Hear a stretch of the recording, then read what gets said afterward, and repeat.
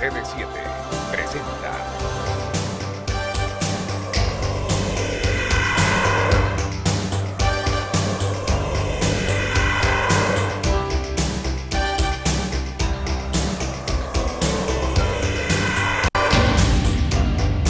Perfiles.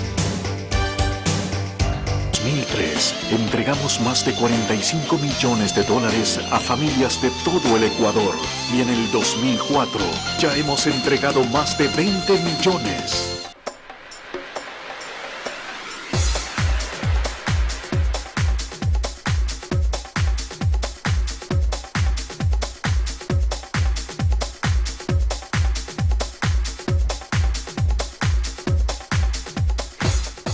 Destacado jugador del Elche de España, pasó por equipos importantes como el Universitario de Deportes del Perú, estuvo en nuestro Macará y Aucas acá en el fútbol ecuatoriano, pero sin lugar a dudas el fútbol internacional lo recuerda como uno de los números 10 más importantes dentro de la historia del fútbol peruano.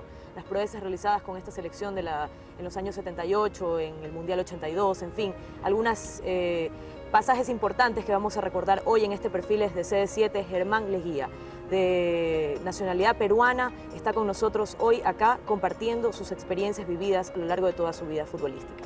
Germán, gracias por estar con nosotros en este Perfiles de CD7. No, gracias Bienvenido. a ti, Soledad, por estar, encantado y bueno, para conversar de todo. Ya he visto algunos de tus programas y muy interesantes. Nombre completo, Germán Carlos Leguía Drago, fecha de nacimiento, 2 de enero del 54. estado civil, Casado, muy felizmente casado, muchos años casado, con 2 hijos ya grandes, uno tiene 27 y mi hija 25. Te voy a explicar, mi madre es de familia de futbolistas.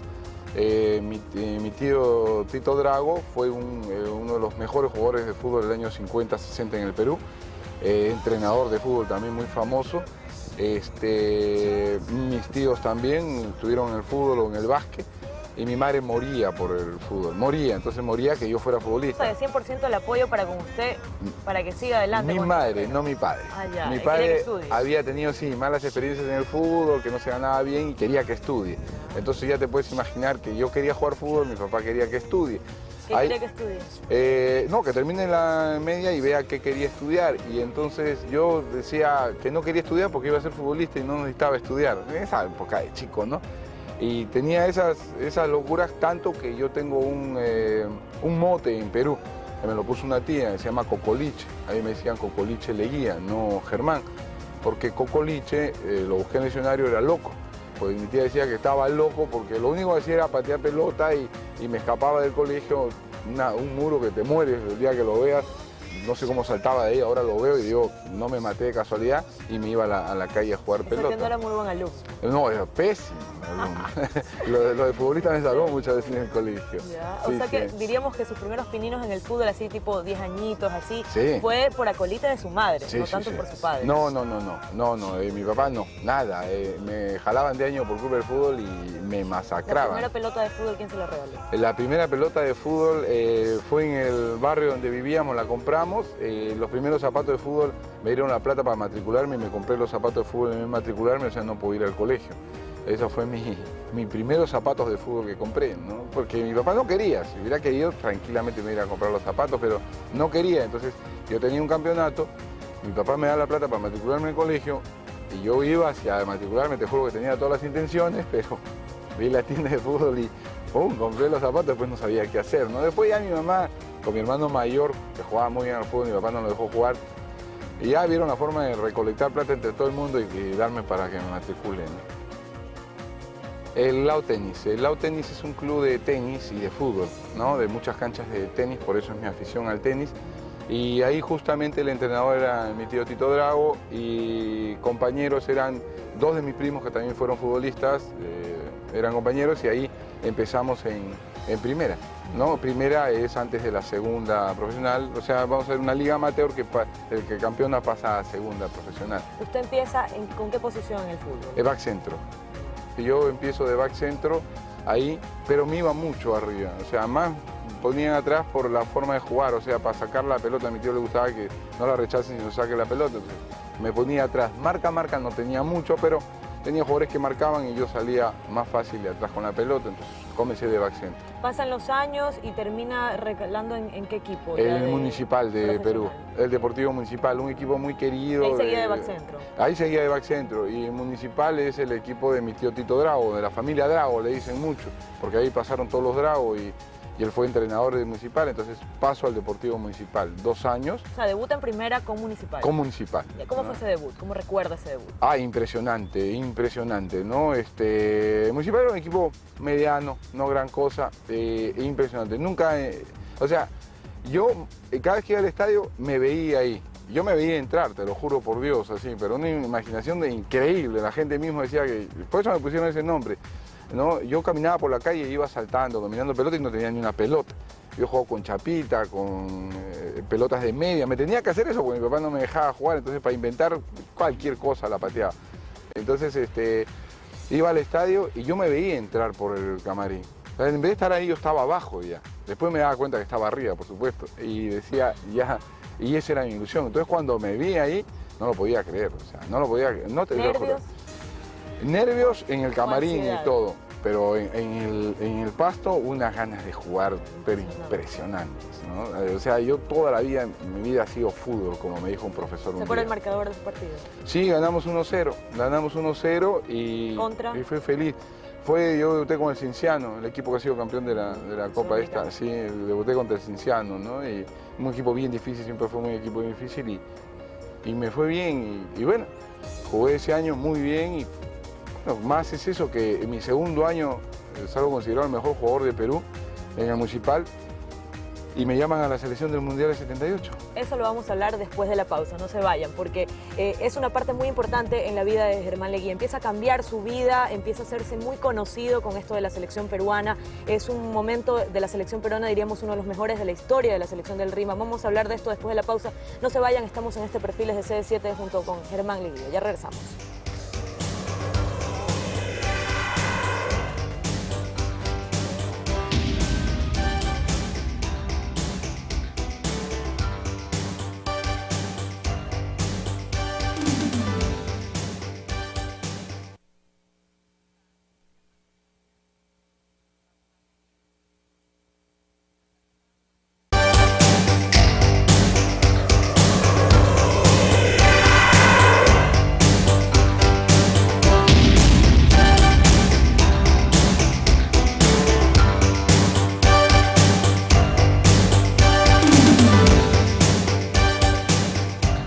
Germán Leguía, el histórico de la selección peruana, junto con nosotros en este Perfiles de CD7. Bueno, a la gente le importa mucho saber las intimidades, lo que pasó dentro de la selección peruana, porque empieza este debut soñado, el debut del pibe, como quien dice.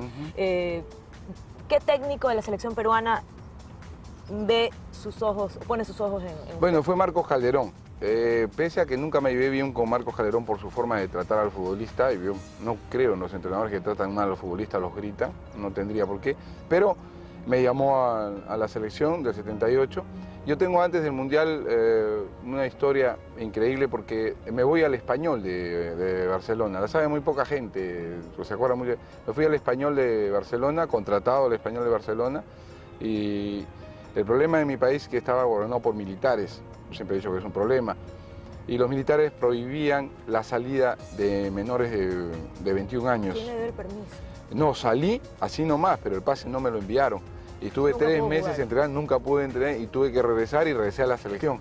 Y perdí un contrato extraordinario en esa época, ¿no? Pero lo del Elche fue después de la fue selección después peruana. del 82, esta fue el 78. Cuando esta persona, este empresario, se le acercó previo al viaje para ir al Español, sus sensaciones, me imagino, una emoción impresionante. Sí, impresionante. 2 años en el fútbol profesional, ya tenía el Mundial, ya tenía el viaje a España, ¿no? Hecho.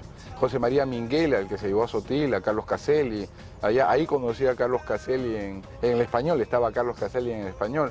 Estaba un paraguayo, Osorio, es un espectáculo jugando, ¿no? Unos jugadorzazos.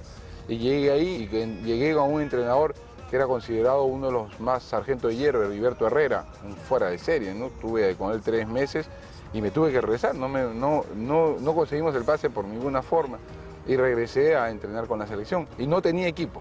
No, había terminado mi contrato con el Muni y como me iba a España no firmé con nadie. Y regresé y ya no firmaba porque la selección me pagaba.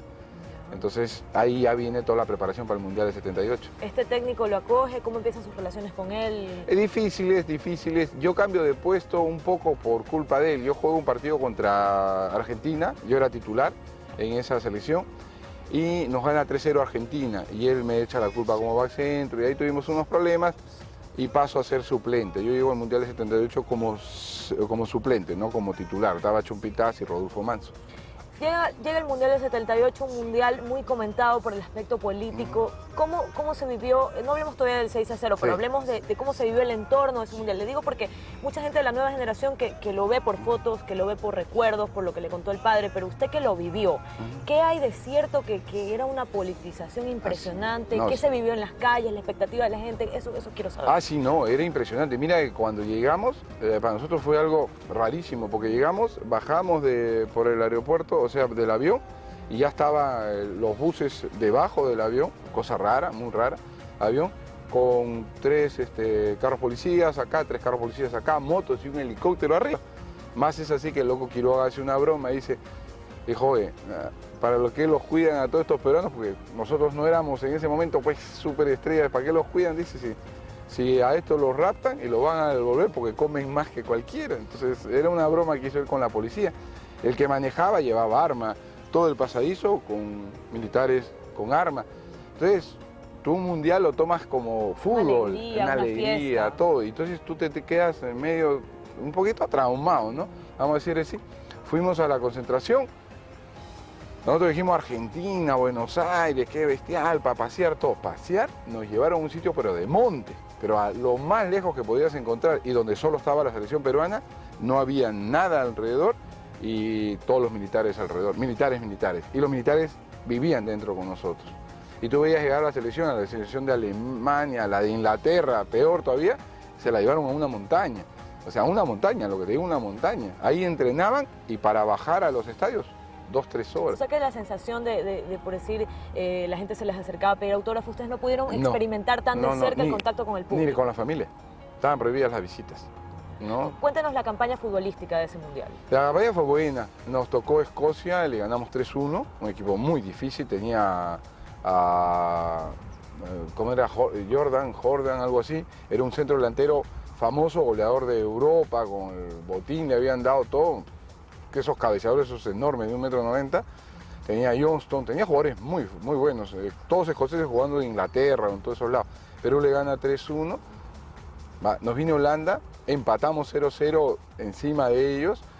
Viene Irán, que en esa época comenzaron a llegar todos los equipos de esas zonas, Irán, Kuwait, todo. Le ganamos 4-1. O sea, la primera rueda salimos primeros. Fue una campaña extraordinaria. ¿Cómo se vivió en los adentros la concentración entre con el grupo? Muy ustedes, bien. ¿Qué se decían? Bien. El técnico, me imagino que ahí sí ya todo bien. Todo bien, siempre bien. Tú imagínate que el campeonato comenzaba el 6 y nuestros pasajes, ¿sabes cuándo vencían? Te lo juro. No, cuando terminaba la primera rueda, el 13 el pasaje era para el día siguiente. Nadie creía en nosotros. Ese fútbol que jugó Perú es impresionante. ¿Qué toque de pelota? Todos eran jugadores de toque de pelota. Perú sí tiene garra, tiene jugadores de garra, más en la defensa, pero adelante todos siempre se ha caracterizado por tener un fútbol exquisito, ¿no? Siempre el buen trato de la pelota, las paredes, los tacos, los sombreros. Si no están, no era fútbol para nosotros. Llega el partido con Argentina. Hablemos un poquito de la previa, hablemos un poquito de las horas previas. ¿Cómo vivieron el ambiente? ¿Qué pasó antes? Te lo cuento. Yo te conté que para todos los partidos, antes de Argentina fue Polonia y fue Brasil, nos llevaban a concentraciones con militares alrededor, no había visitas, todo parametrado, todo, hasta los mozos eran algunos militares, todo. Llegamos a Rosario, porque nos llevaron a Rosario, muy inteligentemente. Un periodista dijo ayer que si nosotros jugábamos en el estadio de River, no nos metían 6. Nos llevaron a Rosario, a un hotel Siendo que habían estado concentrados en Buenos Aires. Nosotros estuvimos en Mendoza y en Córdoba toda la campaña. Y el partido de Perú vamos a Rosario. O sea, un cambio total de esto. Vamos y nos ponen en un hotel público, donde estaba todo el mundo. O sea, ya no había nada de lejos, ni cerrados, todo, de todo el mundo, donde nos ponen en todas las habitaciones. O sea, yo en el segundo piso, el otro en el tercero, todo. O sea, concepto de unión no hubo. No hubo. ¿Y qué te están diciendo? Que podían comprar a cualquiera. Bajabas y mujeres que te tocaban la puerta en las noches, claxon toda la noche, banderas argentinas que nos caían por las ventanas. Entonces, salgan a comprar, muchachos, no hay problema. Salgan a comprar, es la primera vez que nos decían para salir a comprar. ¿Pero quién les daba ese tipo de información? La delegación. O sea, ya había algo político ahí, había una presión política fuerte para mí, para que los dirigentes digan, no, salgan a comprar y el entrenador no diga nada. Ya ahí había, ya yo que soy mucho sentimiento, tengo mucho, no me gustan esas cosas, dudo de todo, me di cuenta, dije, no, acá ya hay algo malo. La seguridad se nos había ido. Solo nos dejaron 2 que los teníamos que defender nosotros porque estaban más flacos. Entre sus compañeros más cercanos, ¿qué se comentaba al respecto de esto, ya que se estaba viviendo horas previas? Muchos ya estaban contentos con lo que habían hecho. Ese es un problema del fútbol sudamericano, total. Yo siempre he dicho, el sudamericano le pasa a Colombia, el conformismo, menos Brasil, lo saco a Brasil y Argentina. Después los demás países no han sido campeones del mundo por el conformismo. Y lleno de argentinos.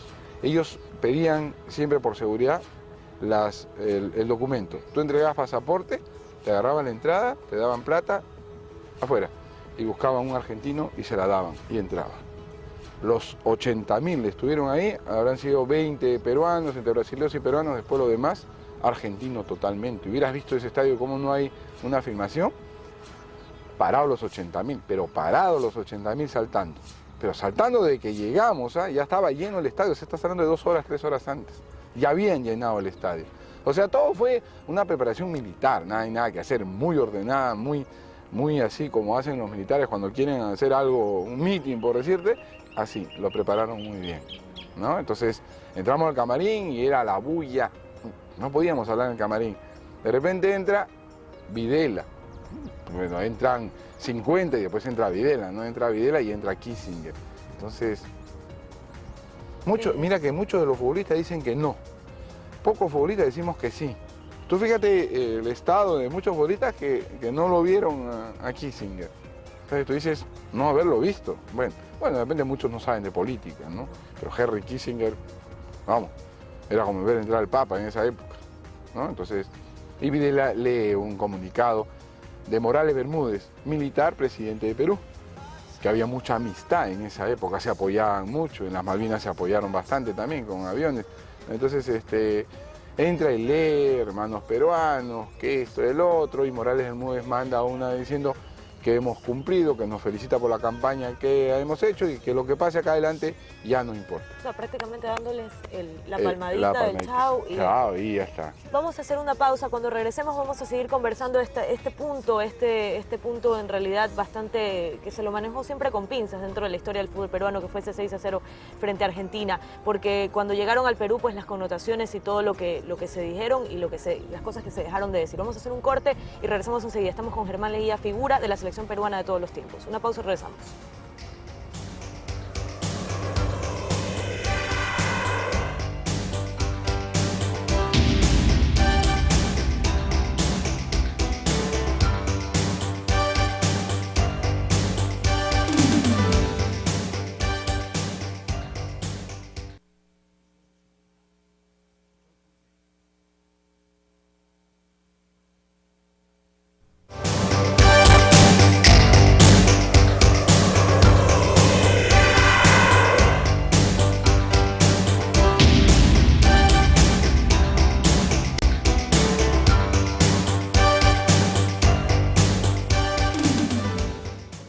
Gracias por seguir con nosotros en este Perfiles de C7 junto con Germán Leguía. Germán, pasó lo del discurso, empezó el partido, ¿cómo se dio el partido? Bueno, bien, Perú ataca y pega 2 tiros en el palo. O sea, casi se muere. El anímico de ustedes ya ha tirado Ya mucho está, no saben la presión, y Rosario tiene el estadio bien pegado a la cancha, o sea, lo buscaron especialmente, así, las rejas y bien pegado. Entonces, verdad, la presión era impresionante, la presión fue impresionante. Entonces, de ahí comienza el árbitro también a ayudar y comienza a cobrar falta para acá, falta para allá, los centros entraban al área como locos y comenzaron los goles, ¿no? Y vino lo que tenía que venir, ya lo vi yo.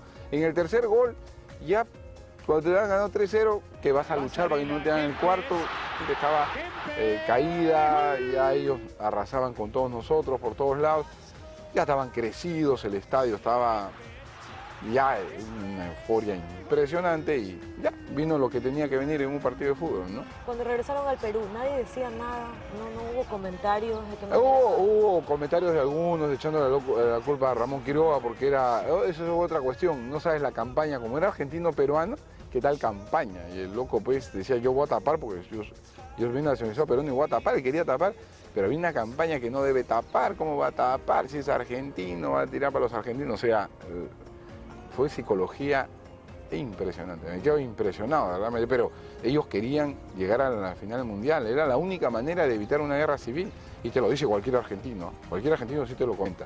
Si Argentina no campeonaba, era una guerra civil impresionante, porque la gente sí salía a las calles. Con el paso de los años, usted, esto que sucedió en su vida, ¿qué reflexión le lleva? O sea, ¿le causa impotencia Sí, pensar claro. de que se hubieran podido hacer las cosas de otra manera? Porque yo, con la personalidad que lo descifra usted, a usted no le pasa eso ahorita. No, yo le he dicho, todo va a ser 100 años. O sea, usted y como sigo. dirigente no le pasa esto de aquí. No, yo como dirigente, no sabes, hubiera matado a todo el mundo, me hubiera retirado de repente de ahí, no hubiera Estamos reclamado seguros de aquello, todo, sí, eso de todas maneras.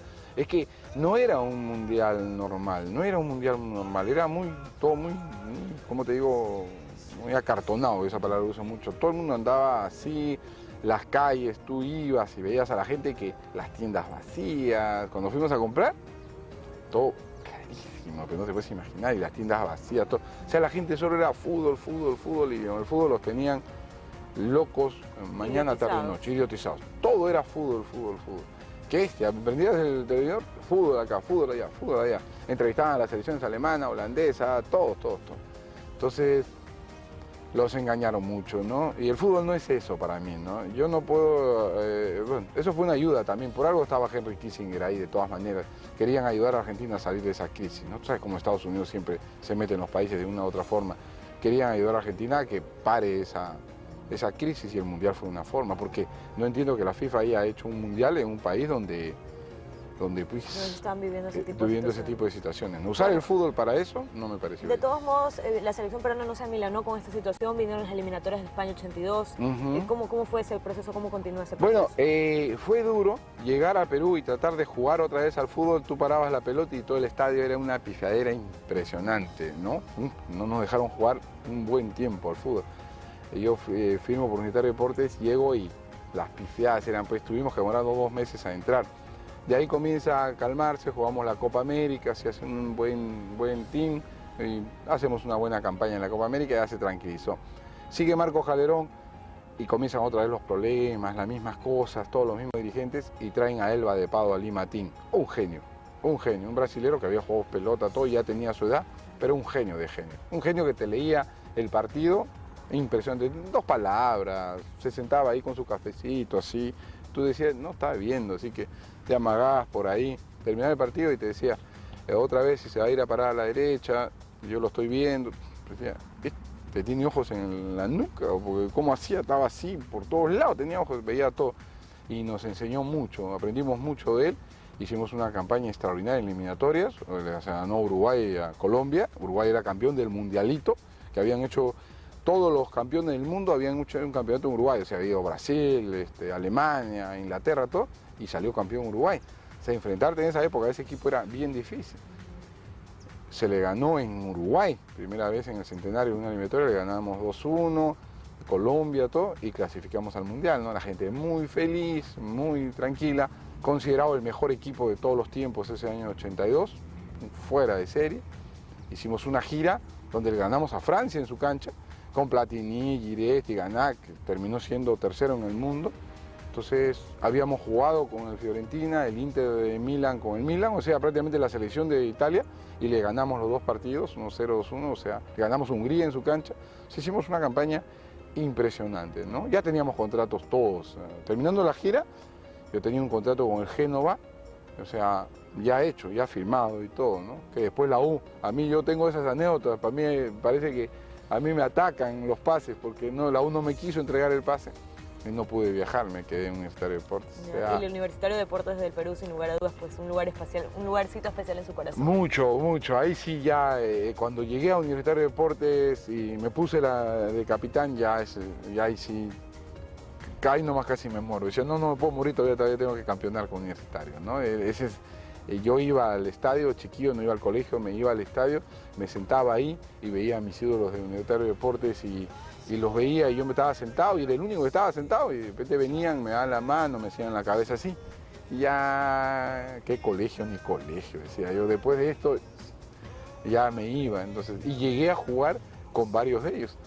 Yo sentado chiquillo los veía a Chupitaz, a Roberto Chale, a todos ellos, y yo llegué a jugar con ellos. Ya te puedes imaginar, ¿no? Para un futbolista, la sensación, claro, que sí. ser capitán de toda tu vida, jugar con los jugadores que fueron tus ídolos, campeonar con la U, ya, o sea, es algo que a mí me dio una alegría, pero eso siempre lo quise volcar, siempre quise llegar a dirigente, a presidente del país, que de repente que el país se venga abajo, pero que el fútbol no. Vamos a hacer una pausa, pero cuando regresemos vamos a seguir en este interesantísimo diálogo con Germán Leguía. Vamos a conversar de algunos temas como el Chemo del Solar, de Maradona. Vamos a hablar de sus proyecciones como dirigente deportivo, porque sin lugar a dudas eso se le nota que lo lleva en la sangre. Así que vamos a preguntarle eso en el último bloque, en la última parte de esta entrevista con Germán Leguía, ídolo y figura de la selección peruana de todos los tiempos. Una pausa y regresamos enseguida.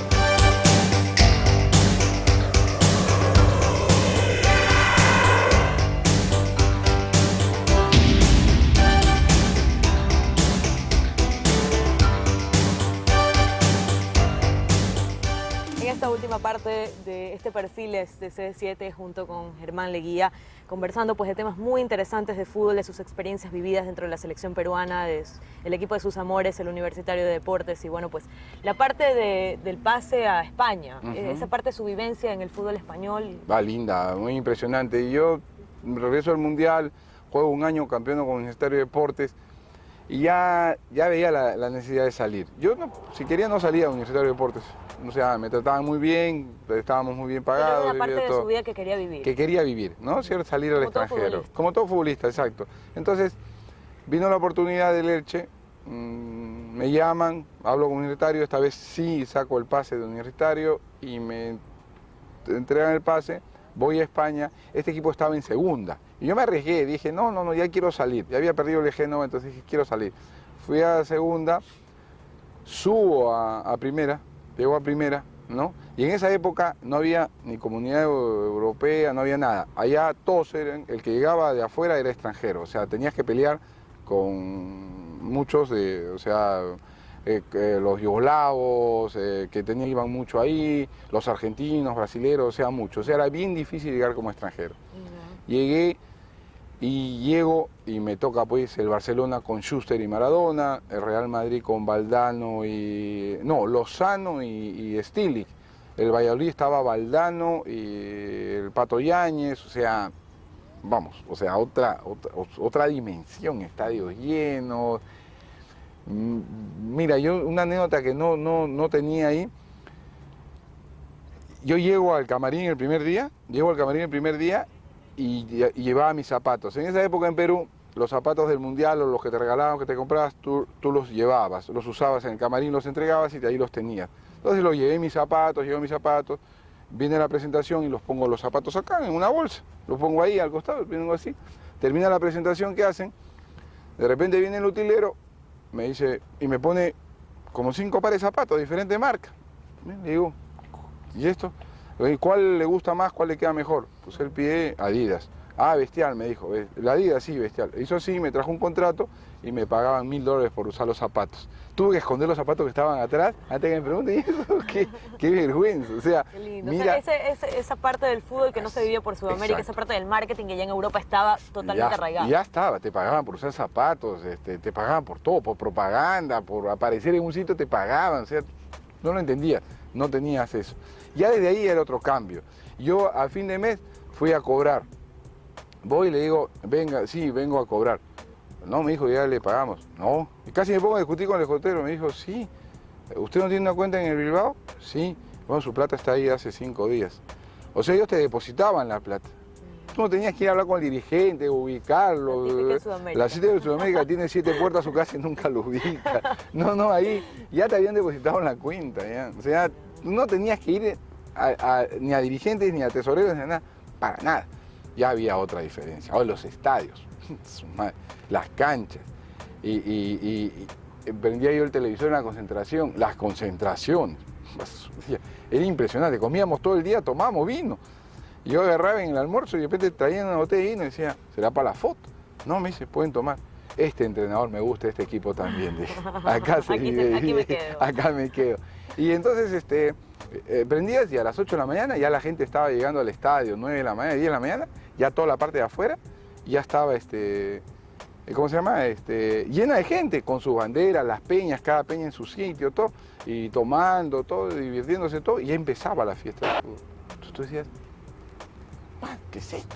Y los estadios llenos, repletos en todos lados, jugar en el estadio de Barcelona, el Real Madrid, el de Bilbao. Pese a haber estado en un mundial, de todas maneras fue una experiencia inolvidable. impresionante. Y no te preocupabas más que de jugar al fútbol. Diego Armando Maradona. Un fuera de serie. ¿Cómo lo conoces?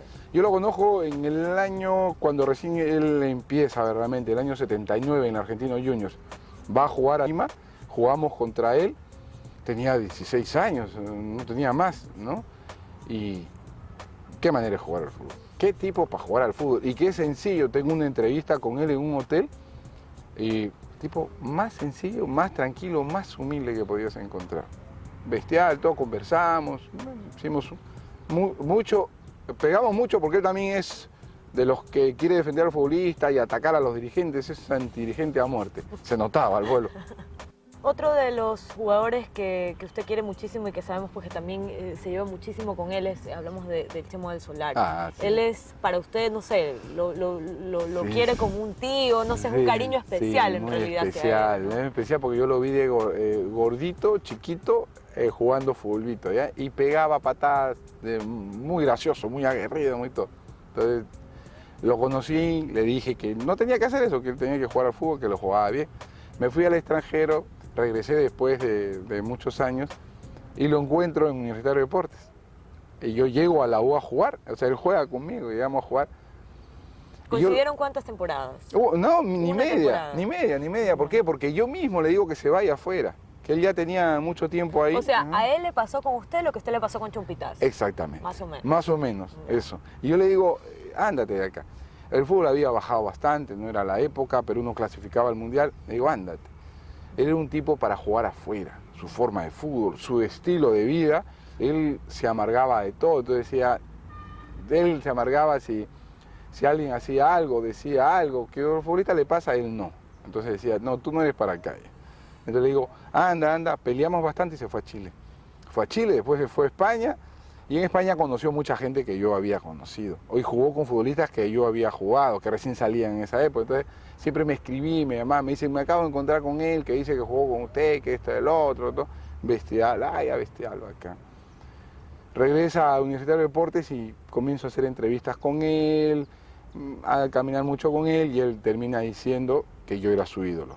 Yo no sabía eso, no lo sabía, lo dice después. ¿Y usted qué sintió en ese momento? Un orgullo impresionante, porque uno de los mejores jugadores de Perú y en el extranjero, el resto del mundo, todo que te diga eso, el orgulloso era yo. O sea, yo me sentí orgulloso de que una persona. Y le dije, te lo agradezco, te agradezco mucho y hoy te felicito porque eres un jugador y una persona extraordinaria. O sea, vas a hacer mucho por el fútbol. Me alegro mucho porque tú estás más ahorita en onda, estás más reconocido.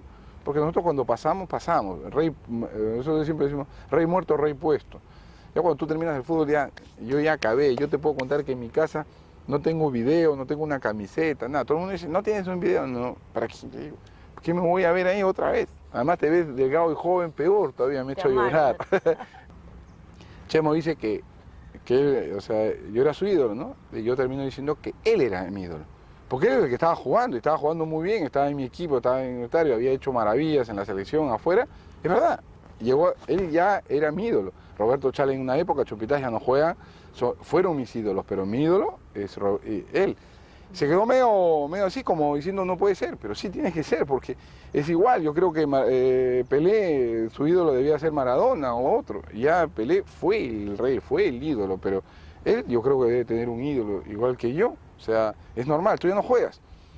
Ya tienes que tener un ídolo en el fútbol, o qué, o no puedes tener un ídolo porque tú has sido ya no la última chupada del mango. No creo eso. O sea, se lo dije sinceramente, y es verdad, era mi ídolo. ¿Qué qué tipo? No sabes, ha jugado en los mejores equipos de España, jugó el resto del mundo con Maradona.